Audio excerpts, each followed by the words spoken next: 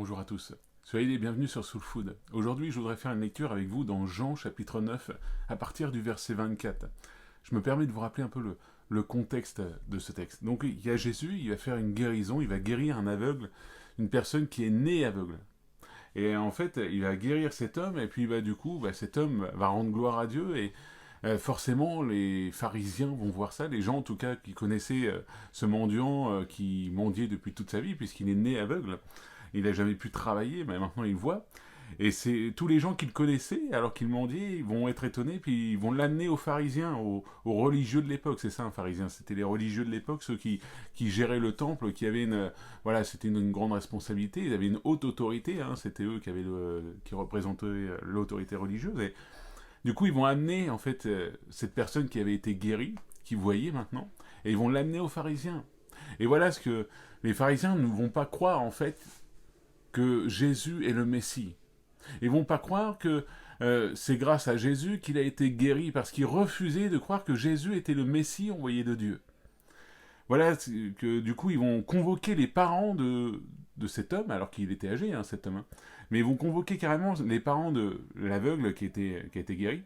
Ils vont lui dire, est-ce qu'il est bien né aveugle, est-ce que vraiment il était comme ça avant, et puis même, voilà, par peur des religieux de l'époque, ses parents vont pas trop vouloir s'en mêler, ils vont dire, mais vous feriez mieux d'aller lui demander, il est assez âgé pour répondre maintenant, tata. Et du coup, ils vont appeler une deuxième fois, et c'est à partir de cette deuxième fois-là qu'on va lire ensemble, c'est à partir du verset 24. Les pharisiens appelèrent une seconde fois l'homme qui avait été aveugle et lui dirent, rends gloire à Dieu, nous savons que cet homme est un pécheur. Il parlait de Jésus. Il répondit, s'il est un pécheur, je n'en sais rien. Je sais une chose, c'est que j'étais aveugle et maintenant je vois. Ils lui dirent de nouveau encore, que t'a-t-il fait? Comment t'a-t-il ouvert les yeux? Il lui répondit, je vous l'ai déjà dit et vous n'avez pas écouté. Pourquoi voulez-vous l'entendre encore? Voulez-vous aussi devenir ses disciples? Alors là, les religieux vont l'insulter et dire, c'est toi qui es son disciple. Nous sommes des disciples de Moïse. Alors en gros, ils se mettaient toujours sur la loi de Moïse. Ils n'acceptaient pas que le Messie était là. Nous savons que Dieu a parlé à Moïse, mais celui-ci, nous ne savons pas d'où il est. Cet homme leur répondit, voilà qu'il est étonnant, vous ne savez pas d'où il est, et pourtant il m'a ouvert les yeux. Nous savons que Dieu n'exauce pas les pécheurs, mais qu'en revanche, si quelqu'un l'honore et fait sa volonté, il l'exauce. Jamais encore on a entendu dire que quelqu'un ait ouvert les yeux d'un aveugle né.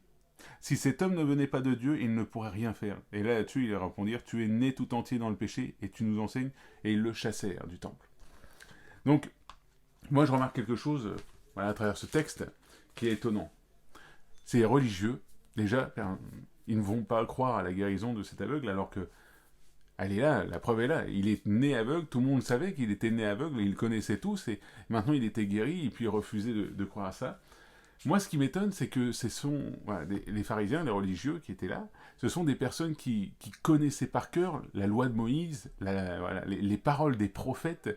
Ils connaissaient par cœur, ils les lisaient chaque jour. Et là, malheureusement, quand Jésus est venu dans ce monde, en fait, toute cette loi s'est accomplie. Tous les paroles des prophètes étaient en train de s'accomplir. Et eux, je pense que uniquement pour tenir à leur place, ils ont décidé en fait de refouler Jésus comme Messie.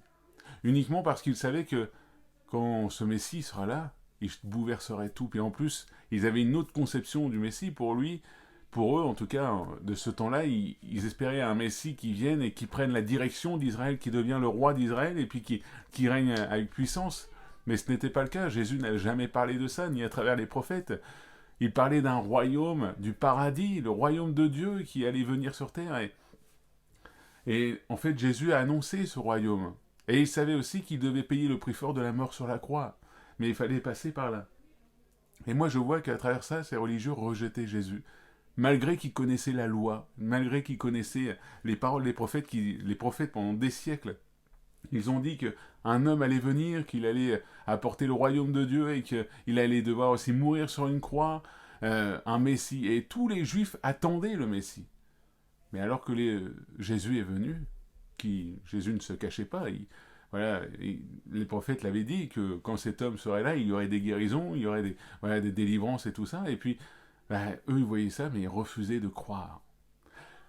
Je voudrais que on se parle à nous maintenant à travers cette histoire, qu'on se dise, mais moi Seigneur, je veux pas être, parce que je veux pas être comme ces religieux, parce que c'est vrai que là Jésus, en fait, ce qui est rigolo avec cette image, c'est que Jésus vient de guérir un aveugle-né, alors que là, en fait, ce sont les religieux qui étaient spirituellement aveugles. Ils ne voyaient pas que Jésus était le Messie. Et moi, je parle à nous, d'abord je me parle à moi toujours, hein, tous les messages que je fais, je le prends pour moi, mais qu'on ne soit pas aveugle à ce que Dieu nous dit quand il nous parle à travers sa parole, quand il agit dans nos vies, qu'on ne soit pas aveugle et qu'on lui rende gloire, qu'on puisse l'honorer de tout notre être. Alors aujourd'hui, je t'invite à faire cette prière avec moi, de demander à Jésus qu'il t'ouvre les yeux spirituels et qu'il te permette de voir quand il agit, de voir quand Dieu pose sa main quelque part dans ta vie. Alors c'est vrai que souvent, malheureusement, c'est pour ça que des fois, on attend toujours des réponses de Dieu, mais finalement, en fait, le problème, ça vient de nous, c'est nous qui ne voyons pas quand Dieu nous répond. Alors c'est pour ça qu'il est important de se poser devant Dieu et de dire, Seigneur, ouvre mes yeux spirituels, ouvre mes oreilles spirituelles, ouvre ma langue spirituelle afin que je puisse voir quand tu agis, que je puisse vraiment réaliser quand tu es en train de répondre à mes prières.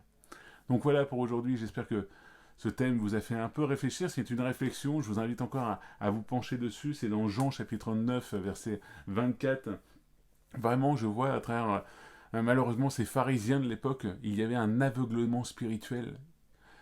Qu'est-ce qui les aveuglait ? Je pense que c'était l'orgueil.